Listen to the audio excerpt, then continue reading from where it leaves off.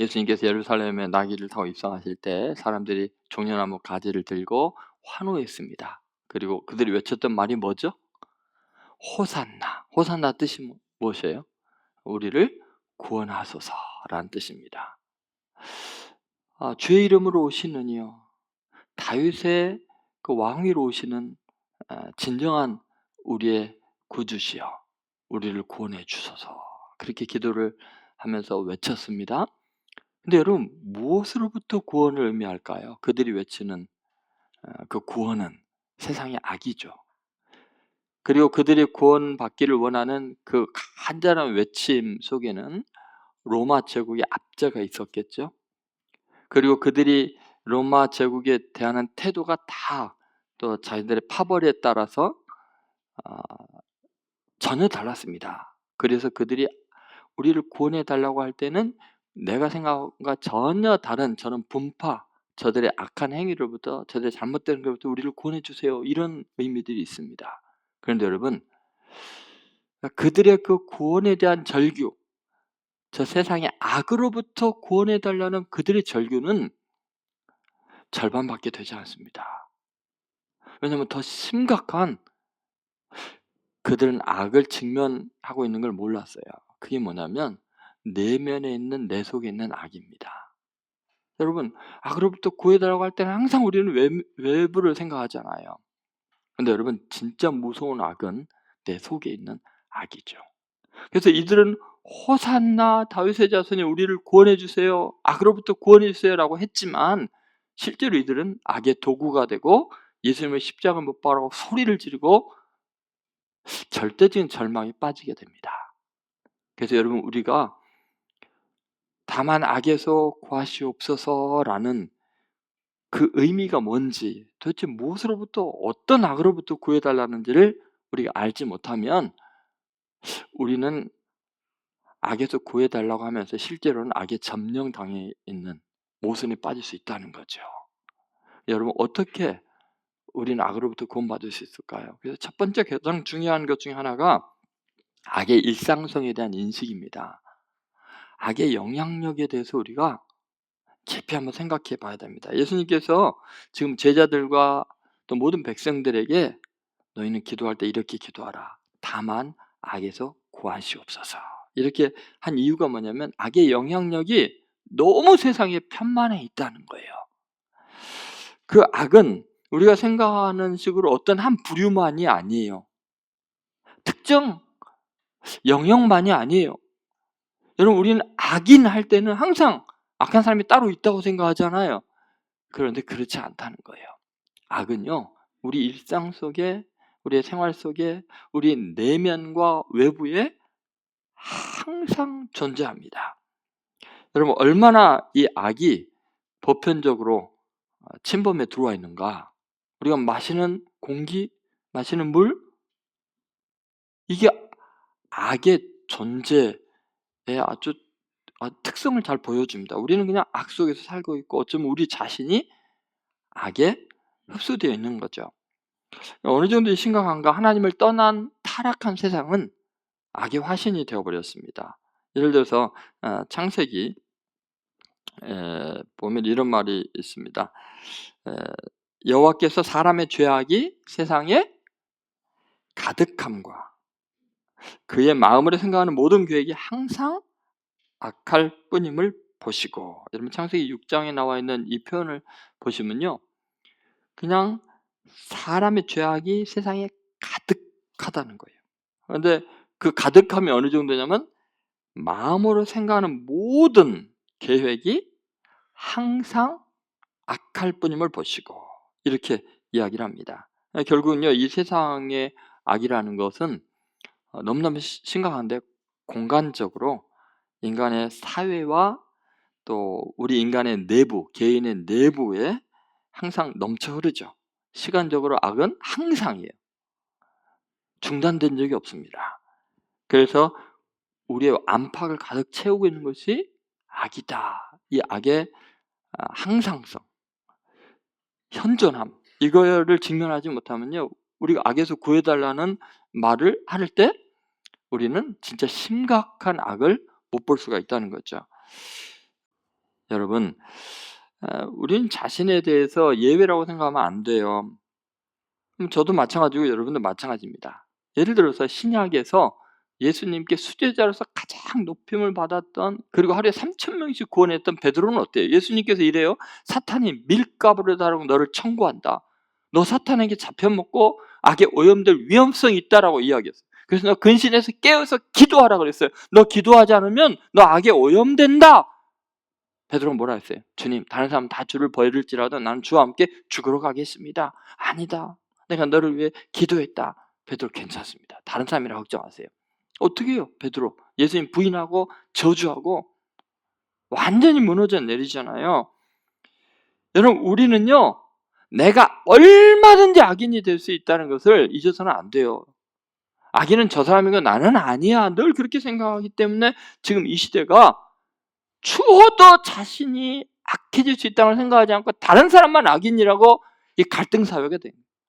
그래서 여러분요, 남다른 정의감과 남다른 의분이 있을 때요, 악마에게 쉽게 이용당할 수 있다는 걸 잊어서 안 돼요. 나도 악에 물들 수 있는, 주님 나를 내 속에 있는 악에서 구원해 주세요라는 생각을 있는 순간 우리는 정의라는 이름으로 어마어마한 악을 행하고 거룩이라는 이름으로 엄청난 악을 행하는 거예요. 그게 바로 십자군 전쟁이고, 그 다음 마녀 사냥이고, 여러분 시련이라는 연극 보셨잖아요. 법을 내세워서 얼마나 잔인합니까? 자신의 죄악을 가리기 위해서 얼마나 잔인해질 수 있습니까, 인간이? 여러분, 우리는 조심해야 되겠어요? 이 프레드리 니체가 선악의 저편이라는 책에서 굉장히 중요한 이야기를 합니다. 괴물과 싸우는 사람은 그 싸움 속에서 스스로 괴물이 되지 않도록 조심해야 한다. 우리가 그 시면을 오랫동안 들여본다면 시면 또한 우리를 들여다보게 될 것이다. 여러분, 우리가 세상이 악하다라고 이렇게 규정을 하고 저 악한 사람을 물리쳐야 된다고 생각할 때 우리는 그 악을 물리치기 위해서 더 악마화됩니다. 괴물과 싸우는 사람은 내가 괴물이 될 위험성이 있다. 그래서 하나님 다만 악에서 구하옵소서 할 때는요, 이 죄악이 가득한 세상에서 내가 악을 대면할 때 내가 악해지지 않는다는 보장이 없어요. 그래서 끊임없이 우리는 이 악이 일상화되어 있고 완전히 점령되어 있는 이 세상에서 악에서 나를 구원해달라고 간절히 기도하라고 주님이 말씀하죠. 그래서 이 기도는 진짜 중요해요. 그러니까 이 기도, 주기도문에 쭉 하면서 맨 마지막에 이걸 예수님이 강조한 거예요. 두 번째는 왜 이렇게 기도하라고 하시냐면 악에 대한 거부감을 스스로 각성하게 하기 위해서요. 여러분, 우리는요, 악에서 구하시옵소서라고 기도하지 않을 때 우리는 악에 쉽게 속거나 악의 매료를 당하거나 악에 대한 거부감을 상실할 수가 있어요. 악을 호감으로 느낄 수 있는 거죠. 여러분, 우리가 아침에 일어나서 주님, 나를 악에서 구원하여 주옵소서. 또 걸어가면서, 또 TV를 보면서, 사람 만나면서, 돈을 세면서 주님, 나를 악에서 구원해 주옵소서. 이 기도하는 게 굉장히 중요합니다. 여러분, 이렇게 악의 위해성과 악의 잔인함과 악의 불법성을 인식하고 이 악에 대해서 거부감을 표현하는 것 자체가 악의 실체로부터 우리가 자신을 분리하는 은혜가 있어요. 여러분, 끊임없이 나를 악에서 구원하소서 할 때는 세상의 악마나 내 내면에 있는 이 나를 사로잡으려고, 나를 이용하려고 하는 이 악에서부터 구원해 주세요라고 기도하는 것 자체가 이미 악으로부터, 악의 위험성으로부터 일단 보호를 받고 있는 거죠. 악 자체를 좋아서 악을 행하는 사람은 없어요. 그러니까 악이 나는 좋아서 악을 행할 거가 아니라 악을 행할 때 일어나는 쾌락과 선을 행할 때 오는 박해나 곤란을 피하기 위해서 악을 자행하는 거예요.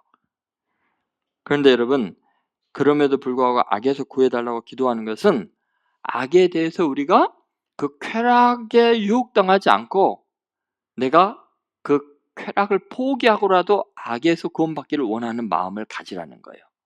선을 행하고 악을 피할 때 손해를 볼지라도 하나님, 내가 악에 빠지지 않도록 나를 구원해달라는 기도예요. 그래서 여러분, 내가 악에서, 다만 악에서 구하옵소서라 기도하는 것 자체가 얼마나 큰 은혜인지 몰라요. 왜냐하면 벌써 악에 대한 거부감을 내 입으로 표현하니까 이게 얼마나 놀라운 일입니까? 왜냐하면 드라마를 보든지, 여러분 보세요, 영화를 보든지 소설을 보든지 전부 다 악에 대해서요, 악마가 하는 일이 뭐냐면 악을 미화하는 거예요. 여러분, 세상에 악이요, 계속해서 광명의 천사로 위장을 합니다.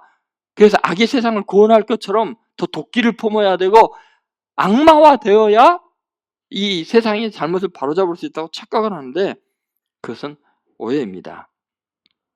여러분, 요한복음 3장 19절 20절에 보면 어둠을 더 사랑하는 세상에 대한 이야기가 나옵니다. 여러분, 어둠은 사랑의 대상이 아니에요. 악은 미워하는 대상이 돼야 돼요. 그런데 내가 악을 행하는 사람은요, 어둠을 좋아합니다. 악을 사랑하는 게 아니라 악에 대한 거부감, 악에서 나를 구원해달라고 말할 수 있고 기도할 수 있는 것이 은혜입니다. 여러분, 절대 믿지 않는 사람은 이런 기도 못해요. 아모스서 5장 15절에도 너희는 악을 미워하고 선을 사랑하며 이렇게 나오죠. 시편 97편 10절에 여호와를 사랑하는 너희여 악을 미워하라 그랬어요.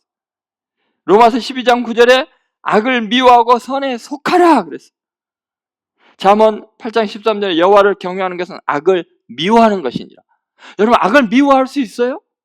내 마음속에 증오심과 악한 마음이 떠오를 때 이 내 마음을 미워할 수 있어요? 이거 절대로 안 돼.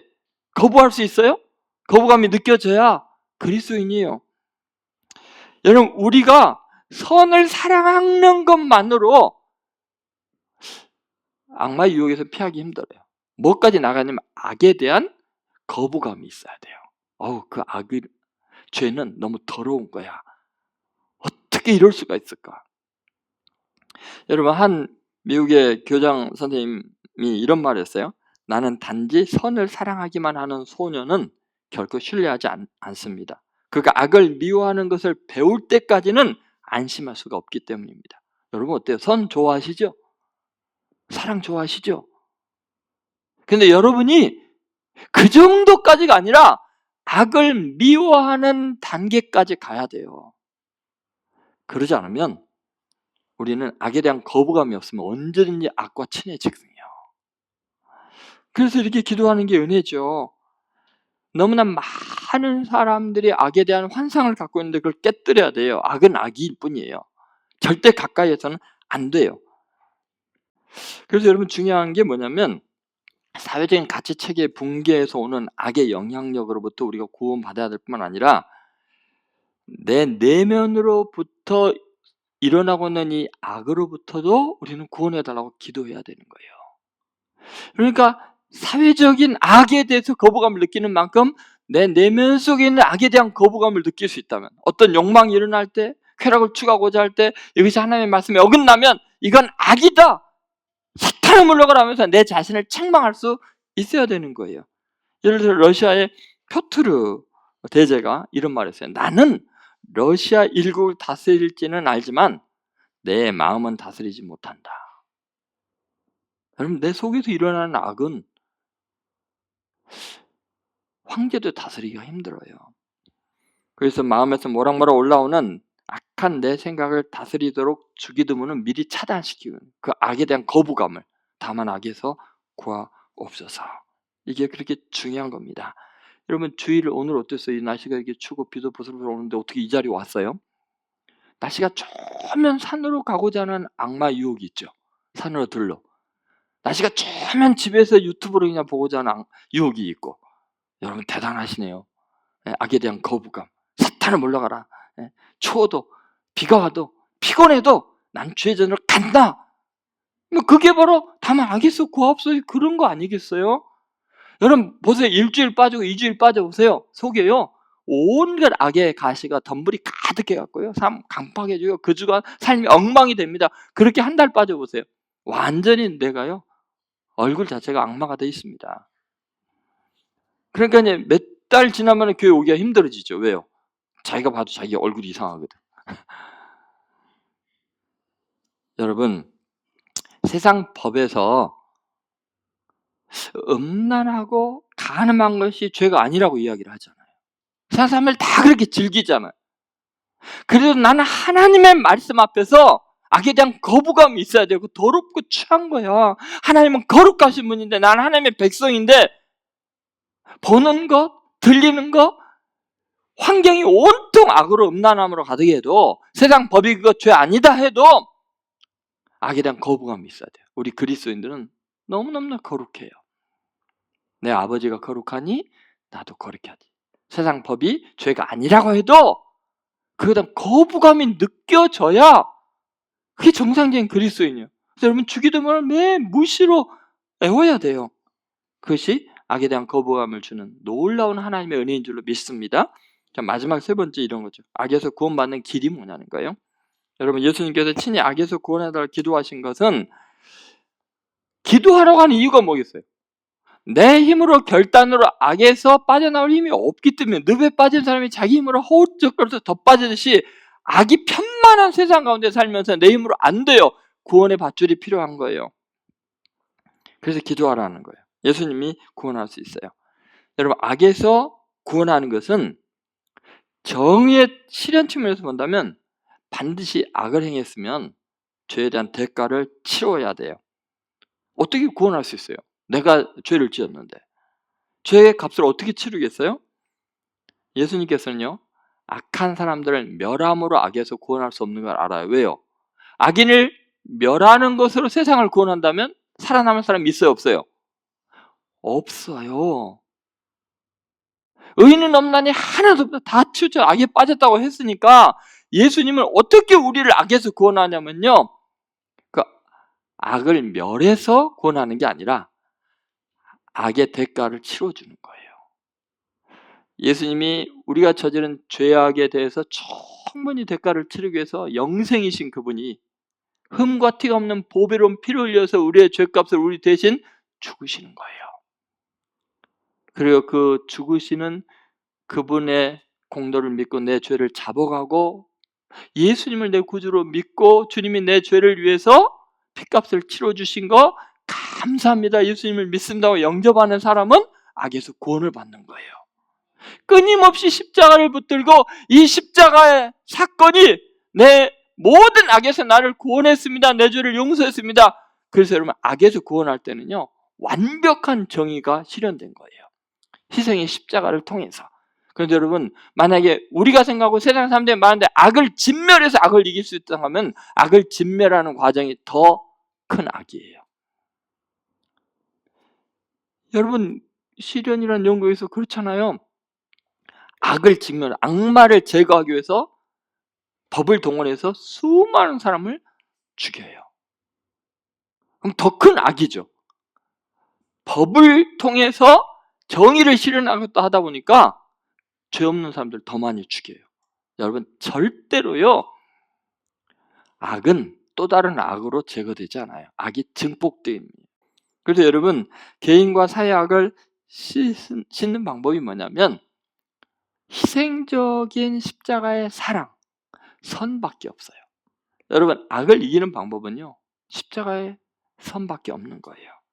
그래서 바울은 복음으로 무장할 때 악으로부터 보호받을 수 있다고 언급한 거예요. 근데 여러분 바울이 영적인 전투에 있어서 전신갑주를 입으라 그러거든요. 에베소서 6장 13절 한번 같이 읽겠습니다. 그러므로 하나님의 전신갑주를 취하라. 이는 악한 날에 너희가 능히 대적하고 모든 일을 행한 후에 서기 위해 함이라. 여러분 보세요. 하나님의 전신갑주를 취하라. 이는 악한 날에, 그렇죠? 악한 이 시대에 항상 악이 가득한데 어떻게 이 모든 일을 대적하고 바르게 서기 위해서는 전신갑주를 입으라. 그럼 우리는 이 전신갑주를 뭘로 생각해요?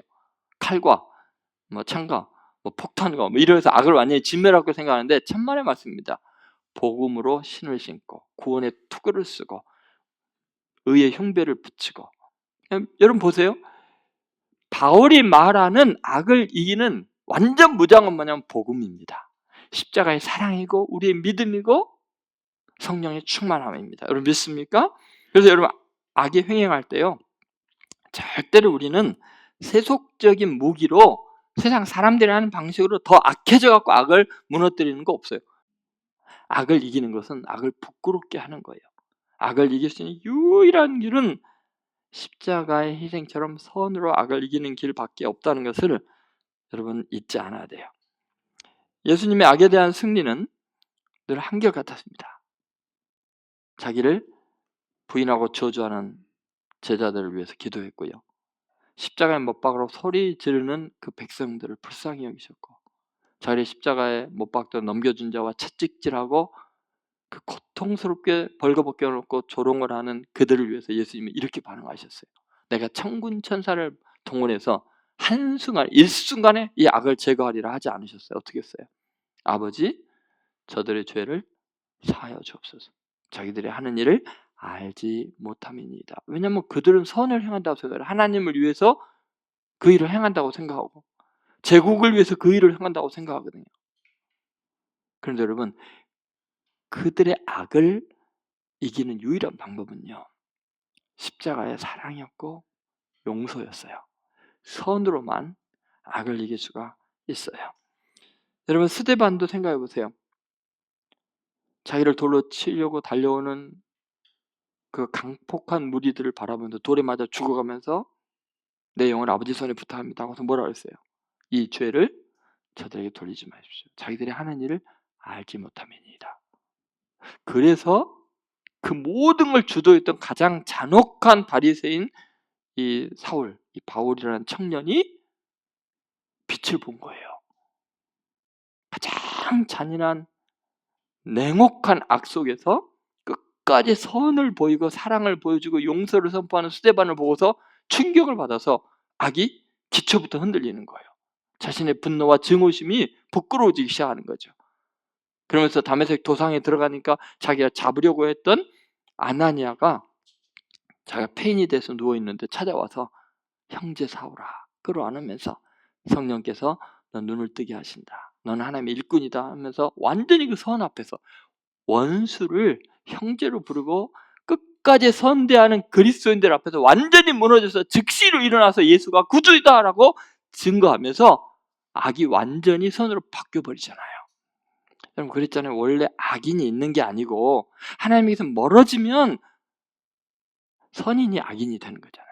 그러면 이 악인이 하나님께 가까워지면 어떻게 해요? 선인이 되는 거예요.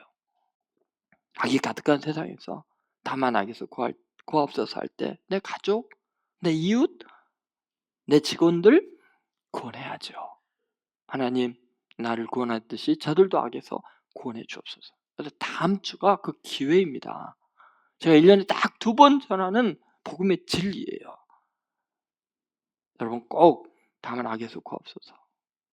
이번 일주일 내내 이 악인들, 하나님을 멸시하는 이 악인들의 행위 속에서 어떻게 하나님이 우리를 구원하신가 또 기도회가 시작이 될 텐데, 진리의 말씀 앞에서 날마다 내가 각성하고 은혜 받지 않으면 우리 자신이 악에서 구원받을 수 없고 세상을 어떻게 구원할 줄도 몰라요. 구원한다고 하는 것이 재앙을 더 일으켜요. 여러분 윤석열 대통령 출마할 때 악에서 정의를 실현하기 위해서 얼마나 출발이 악했을까요? 복음이 아니면요 선을 행하는 것이 불가능합니다.